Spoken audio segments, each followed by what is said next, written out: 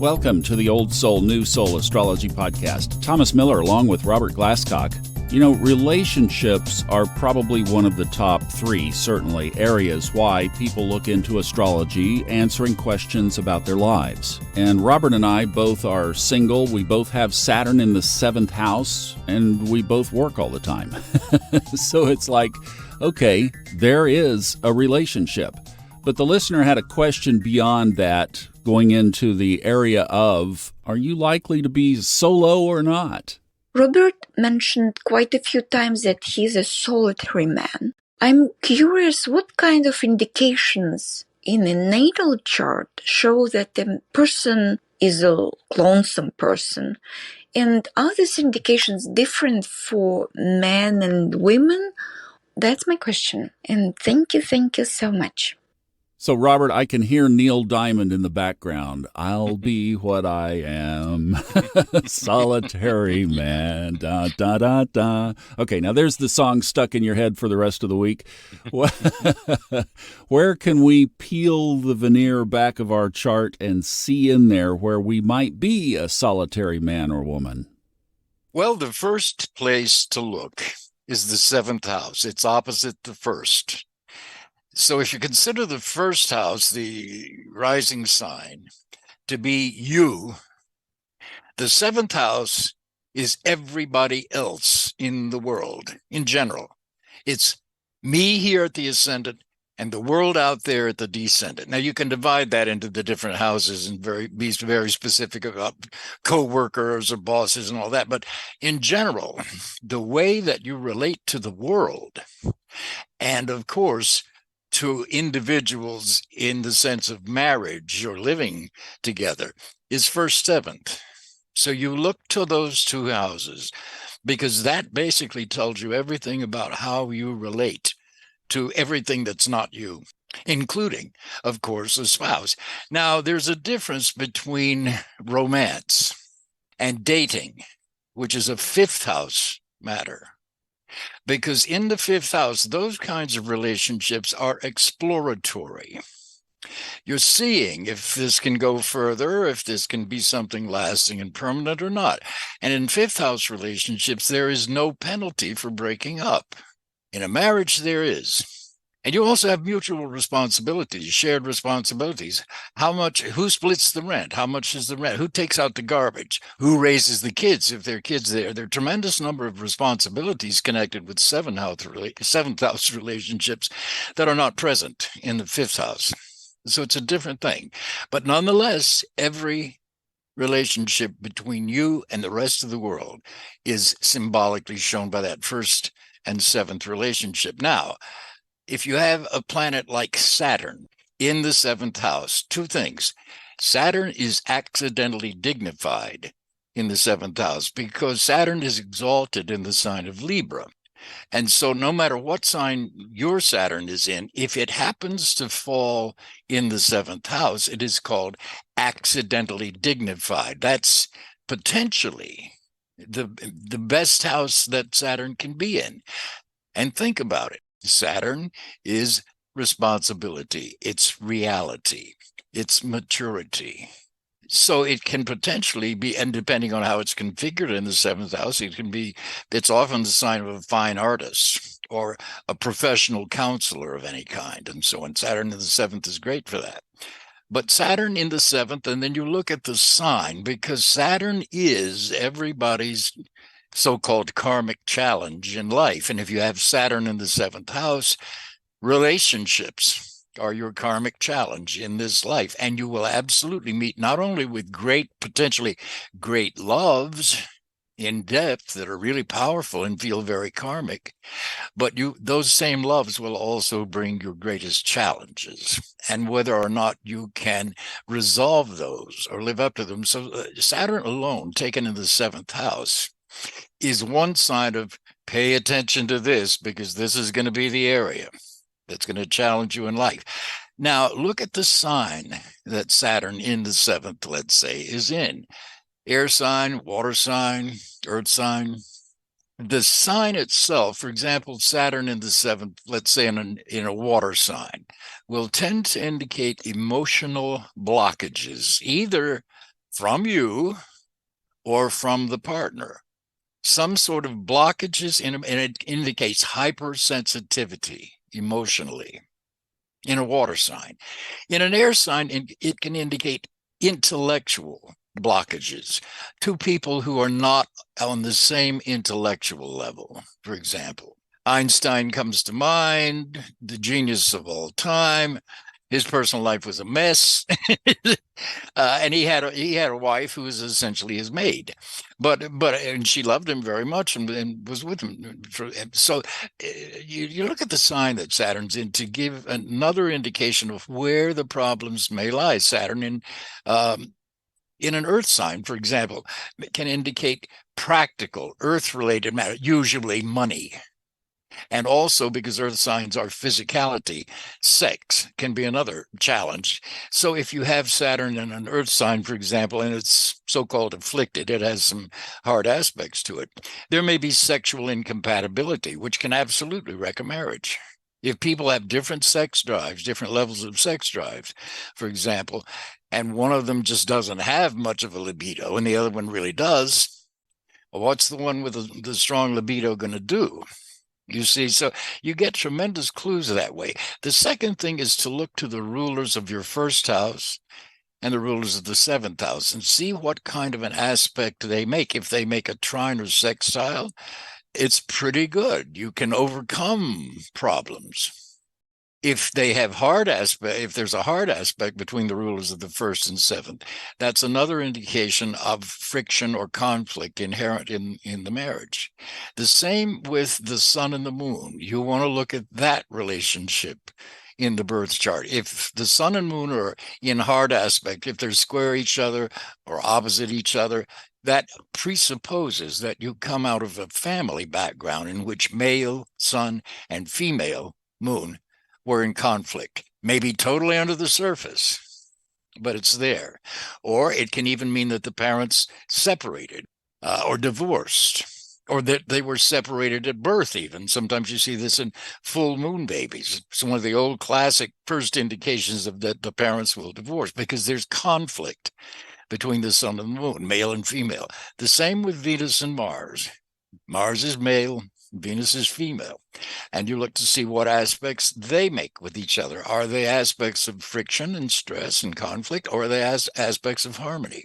So what you're doing is really just weighing the indicators of harmony and ease and mutual support versus aspects of conflict and stress and possible separation. And this basically involves the sun, males, moon, women, females, Venus, females, Mars, males. And that's the basis for starting with this. So if you have, she was asking, I think, about, she said solitary males, solitary females. A number of things can factor in, just like I mentioned here already. And then there's certain signs. The old sign of Virgo, for example, doesn't mean that they're not going to get married often. But the myth of Virgo, the archetype of Virgo, the old allegory of Virgo, basically has to do with young women who were taken out of the tribe. They were prized for their beauty, and they were brought into the palace. Where, in those days, nobody was educated, really, but these women were educated in all of the letters and the arts, including the art of lovemaking, so that they could converse with visiting kings and dignitaries that came through the palace. They were part of a harem, for example. And so they were, in a sense, like Japanese geisha girls, although that's not necessarily the art of lovemaking. But that whole premise of these were highly prized women, but internally, they belonged to no man. And bachelor and bachelorettes it's in the old fated astrology books.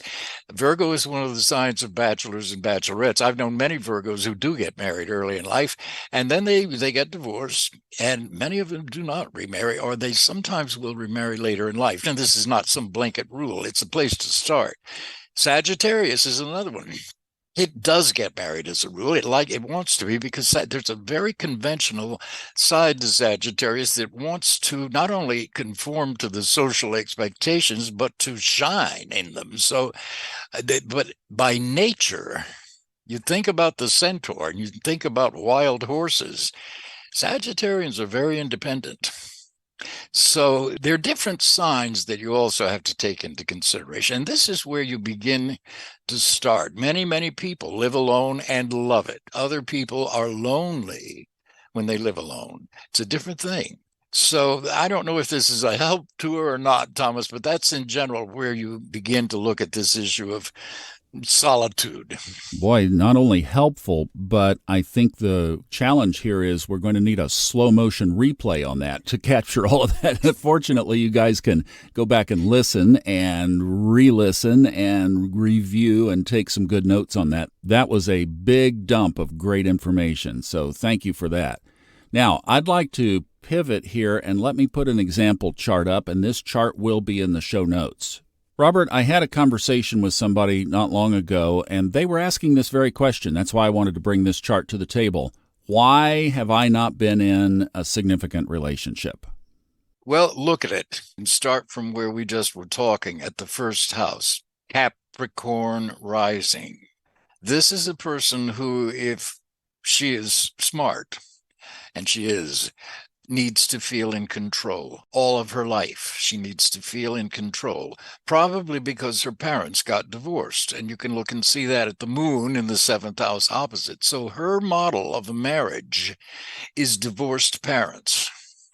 She has Neptune, Uranus, both vastly collective planets. They're generational planets. So she comes from a generation that is prone to experience divorce in the parents to begin with. But these planets, these collective planets in her, are rising. They're basically on her ascendant, along with the individual personal planet Mercury, which is retrograde. And in one of the signs of independence and divorce, but independence, Aquarius, as gregarious as Aquarius can be. Intimacy is not the easiest thing in the world for Aquarius. Too much closeness can feel smothering to them. So when she looks out on the world, she wants to be in control. So her life ruler, her chart ruler, is already Saturn in Pisces, the most nebulous and ultimately spiritual sign that there is. But Pisces are two fishes tethered together, swimming in opposite directions. So it already indicates ambivalence about a lot of things in life, which gives her a great deal of curiosity and maybe even scientific curiosity about life. But as far as marriage goes, what she sees is marriage entails a lot of responsibility, the probability of children. Children come first if you have them. They come first before career and everything else. You've got to provide for them and be responsible to them. In other words, marriage, what she sees it as, is a lot of work and a lot of responsibility to wind up divorced. So why bother? And then she has the moon over there in her 7th house, which shows changeability as far as marriage goes. It's in its own sign, Cancer. So I don't know that this is a final dispositor in the chart. I don't think it is. But the moon in the 7th house in Cancer, Cancer is such a sensitive sign, Thomas. It has a tendency to erect barrier, the old image of the crab. It's the exoskeleton. The hard shell is on the outside. Inside, it's soft flesh. And that's very descriptive of Cancerians with her moon in Cancer. And as a woman, she will identify with that moon in Cancer too. Now, she is an Aquarian sun, so already sun males, moon females, they're in conjunct, 150 degrees apart. The sun, her life force, is in an intellectual, scientific, maybe metaphysical, but certainly scientific and detached air sign. So she's very smart. And yet marriage is all about emotions. It's the moon over there. And the moon in Cancer is the natural sign of the home and the family. So marriage is going to entail my getting married and having children. I don't want it. because I've got all of these major outer planets, Neptune and Uranus, which tells me I can do some really important work in my life if I focus on my career. And she will. And Mercury retrograde in Aquarius gives her that fabulous mentality for that sort of career focus. But marriage is set up at birth. Her sun and moon are in conflict. They're not in an opposition or a square, but they're in and in conjunct. And I love in conjuncts. They absolutely are as strong, in my experience, as the classical 5 Ptolemaic aspects. So wherever you look, and then her second house of self-worth, which is where her sun is, it tells an astrologer this is a very independent woman who wants to make her own way in life without the encumbrance of responsibilities that are thrust on her. And the biggest responsibility probably we ever undertake, if we do undertake it, is marriage and children. She has Saturn in her second house in Pisces, a dual sign, a double sign. It's inherently conflicted. Half of Pisces absolutely lives in a scientific, esoteric, otherworldly sense. They really do. They have the capacity to be psychic, metaphysical, very sensitive. And so they live partly in a non-physical realm of imagination and spirit and so on. And the other side of it is tremendously practical. So there's a conflict there between the emotional aspects of life. Here's where you get to Saturn. Saturn by sign will tend to tell you what part of yourself, if you go back to the Jungian sense, what archetypes you're going to have challenges with. Pisces is the emotional, the feeling type in Jungian psychology. Air signs are the intellectual type in Jungian psychology. Fire signs are the inspirational type in Jungian psychology. And which one did I leave out? Fire, earth is the sensational type. By sensational, I mean the senses. Earth signs this is why they're geared toward physicality, money, touch, feeling, textures, colors, things that you can see and touch and feel, the earth part of life. So here it's in a water sign. And it's in Pisces. So once again, now we keep getting echoes of the idea that the parents are separated and divorced in her background. And she doesn't want that. Because why should I? I'm wanting to go into a career at which she will succeed. But I want to go into a career. I don't want to. And she looks around at school when she's younger and she sees all these people dating and seemingly having a ball, but she also sees a lot of it, pain and suffering when they break up. And this is even going back to junior high and grade school. And she has Saturn square her Jupiter. Jupiter rules legal marriage. Jupiter's in Sag, Saturn's in Pisces. So her self-worth, second house, self-worth with Saturn in that house. Intuitively, when she was born, she recognized my whole mission in this life is to either be true to myself and live the kind of life that I want to, or sacrifice myself, Pisces, by trying to conform what my parents and society and all my friends and everybody else in the world tells me I should do. Get married, have children. She absolutely is ambivalent about all that, and she's very smart not to. And now she's not married today, right? Correct. Okay.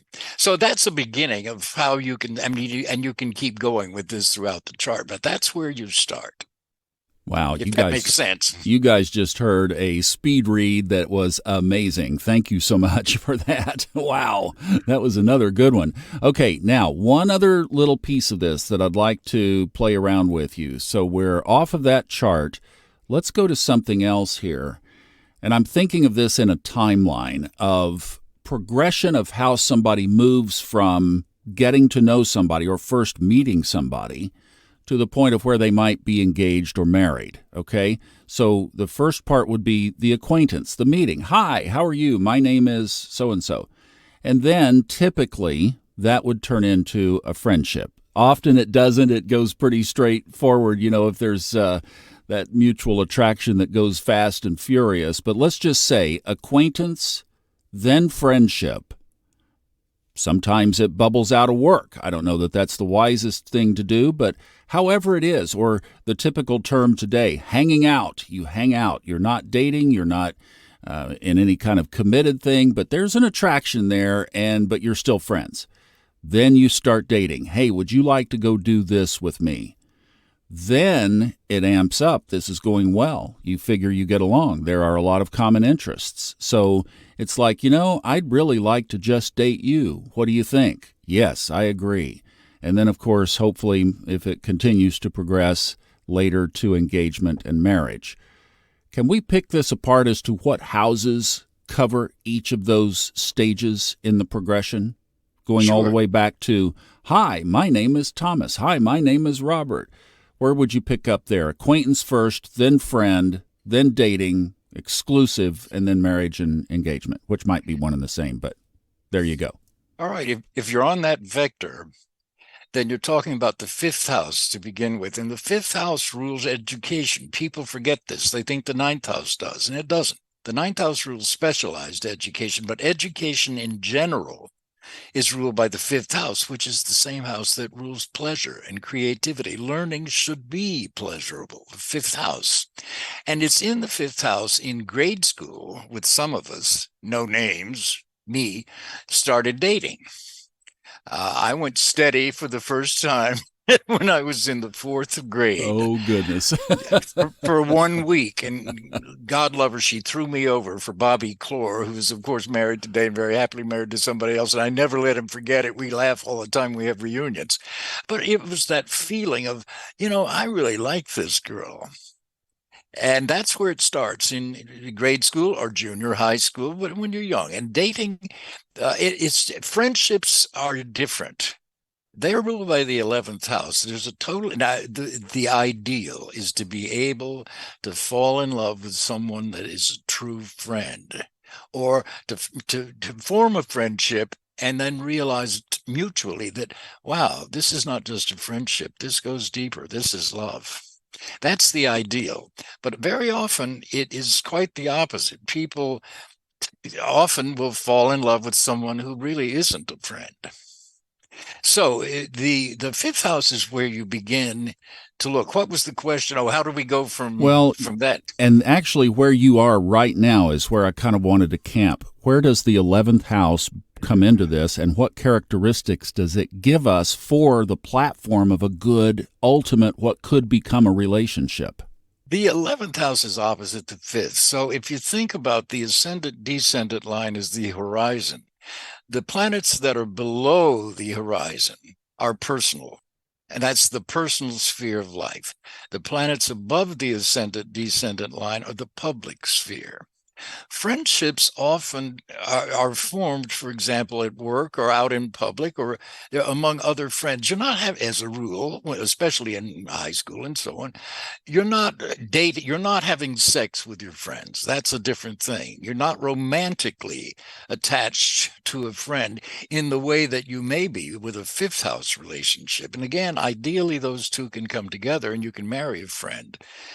Which is really the best way to go if you can. Most people are not in that ballpark.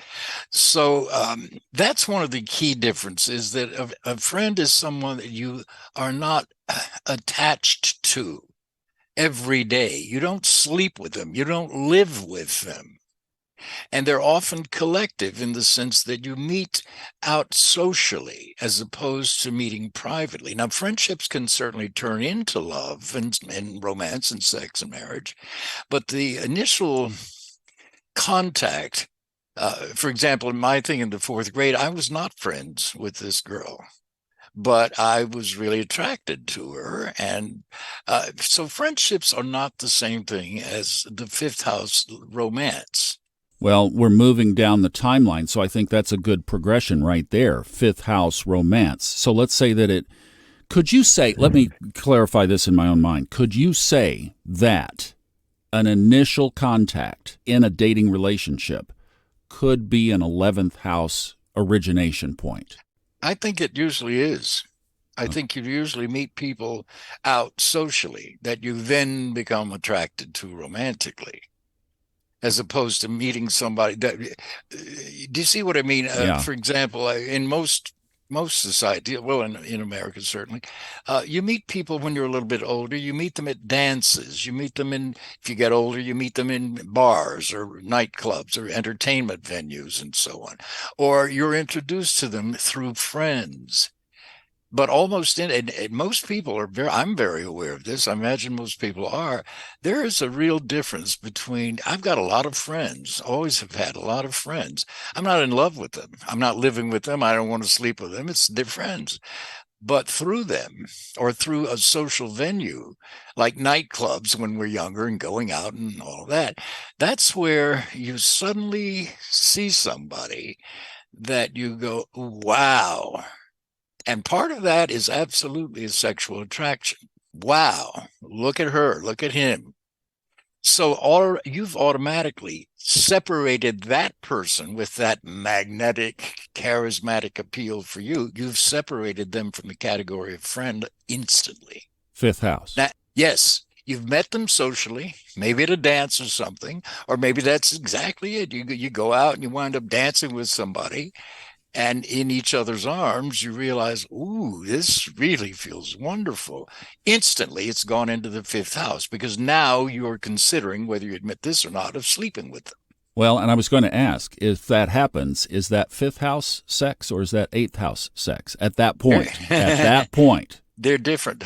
They're both sex. The fifth house is recreational sex. The eighth house is committed sex, transformative sex. And this is what most people don't realize. I'll just tell you about sex. Every time that you have sex with anybody, whether it's a one-night stand or a lifetime, it is a blending of physical and mental and emotional and spiritual people. So just the physiological juices of sex, the lubricant, the natural lubricants, the electromagnetic auras of both partners, all of this stuff is blending. And at the moment of climax, of ecstasy, the French call climax, le petit mort, the little death, the ego dies for a moment in orgasm. And at that moment, you've got a blending of two people's auras, their electromagnetic auras, their biochemical auras, their mental and spiritual auras. And so each time you have sex, both people are changed minutely, but changed. This is why promiscuity is frowned on, not because necessarily it's immoral. It's that if you have sex with 1,000 partners, you have been changed by 1,000 people. And they've been changed by the number of people they've slept with. It's microscopic maybe, but it is absolutely real. So people who are promiscuous have more or less confused lives because their auras, their electromagnetic and biochemical and mental and spiritual energies have blended with another person. Well, if you're sleeping with somebody who is toxic, it's like taking poison. It feels like love. Sex feels great, but it can be toxic. And it can be literally toxic in the form of venereal diseases and so on. Or AIDS, for example. It can be literally toxic. So this is something that people are not aware of so much. The fifth house is it's sheer pleasure. You're having sex for fun or romance. But if you get into committed sex, committed relationships like marriage or living together, then sex becomes something truly transformative. Eighth house. Both people are changed forever, maybe minutely, but they're changed. So this is why it's important to know who it is you're sleeping with if you make that choice. You know, I could see us doing an episode just on sex, but let me ask you this. Eighth also represents things taboo. Yeah. So how is eighth not taboo sex? Well, it always is because we are born into, most of us, some sort of religious community. And we are often baptized, or the equivalent of baptism, from birth. So we're raised in a religious community that has absolute strictures about sex, because the whole point of sex and religion is to keep the tribe fertile and growing and expanding. So there are all these rules and regulations about sex that we are imbued with from birth, really, because of the culture in which we're born and raised. So yeah, when you get into, and some people are drawn to taboos. Oh, I'm not supposed to do that? Watch me. It makes the forbidden extremely attractive. And the 8th house and Pluto and Scorpio have everything to do with compulsions and obsessions. So people can often have an obsessive compulsive sex drive, or alternatively, they can be repelled by sex to a level that I don't want it, I don't want anything to do with it, because they perceive it as threatening to them, really threatening. Boy, okay, we need to do an episode on sex, because this brings up the whole, for those of us who grew up in the taboo moment, then all of a sudden, because you had a party on a Saturday night, everything is okay. How do you handle that? We'll talk about that. Let's do an episode on that. But let me wrap this up with one other extension, and that is, so now we've moved from the dating area. Now we say, okay, exclusive dating and then marriage and engagement. So when does the 5th house relationship shift into the 7th house? If you move in together, whether you are married or not, if you move in together, it's a 7th house relationship. Why? Because now you have shared responsibilities. You're going to pay half the rent. I'm going to pay half the rent. I'll take out the garbage. You do the cooking. You see what I mean? So, and if you break up, it comes with a penalty, whether you're married or not. Now you break up, oh, now I've got to pay the whole rent. Now I've got to do everything. You see what I mean? So the minute you move in with somebody, it becomes a 7th house relationship, even though it's not technically a legal marriage. So in astrology, it does. Okay. And if two people say, let's date exclusively, that's still dating. Still dating, 5th house. Because if they break up, there's no penalty. Right. Dating is the 5th house. It's explorative. It's creative. You're exploring each other in the 5th house to see who you are and whether you really do fit together. And my gosh, we do. Look at this. We haven't. Look at this. We haven't come. Wow, this is great. What about let's live together? Bingo, 7th house. All right, good. We did a lot, my friend, on this one, from a question about being a solitary man, da, da, da, da. Which, by the way, Neil Diamond was not. Oh, no. In fact, I've been studying up on him. I've been just infatuated with him here at the end of his career, as, you know, now he has Parkinson's, but a lot of his... I didn't know that. Yeah. No, he has, and he's not on tour anymore. His career is over. But I got to see him live probably 20 years ago, and it was the darndest concert. One of them, I've seen so many. It was he and his band alone at this huge arena in the middle of the arena, surrounded by people. He took one break, and he never stopped singing. The energy of the guy, and of course the vocals and everything else, were just stunning. It was a fabulous show to see. Yeah, he was a musical genius and a prodigy. I mean, there's not many like him that have ever been like that. But anyway, you may not like Neil Diamond. I love him, and I think he's great. Okay, thanks, Robert. Appreciate this. And you could see why some time spent with Robert in a reading would be amazing, because you get what you just kind of picked apart right there. Throw him a question. And you know how much time he had to prep for this? None. So there you go. All right. That information is in the show notes, along with our Discord channel link and our swag shop in there. We've got some products that you can buy, and Sarah Wakeman is running all of that for us over at funastrology.com. All of those links are in the show notes. We'll see you guys next time on Old Soul, New Soul Astrology Podcast with Robert Glasscock. Thanks for listening.